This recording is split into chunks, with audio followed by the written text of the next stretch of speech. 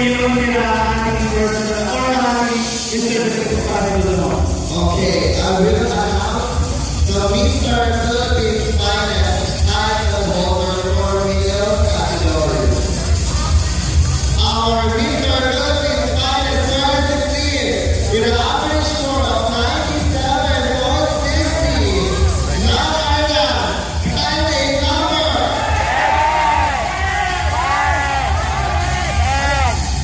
Kylie Number. Kylie number 10! James Hanna, representing freshman university, and your interpretive finalist, the good 2016, Kylie number 5, Gian Minnesota, the loser, Tigers. To crown our Mr. Philippines Finalist 2015 is last year's Mr. Philippines Finalist winner, Kyle Angelo Testigo. To receive the cash crown, okay, let's have a round of applause. And congratulations again, our Mr. Philippines Finalist, Our Mr. Philippines Finest. Luzon. Congratulations.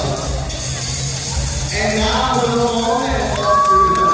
We will be awarding the Miss Philippines Finalist 2016 Title holder. title holder. And you will give out automatically is the Miss Philippines Finalist Luzon. To be awarded by our last year's Miss Philippines Finalist Luzon. Justine.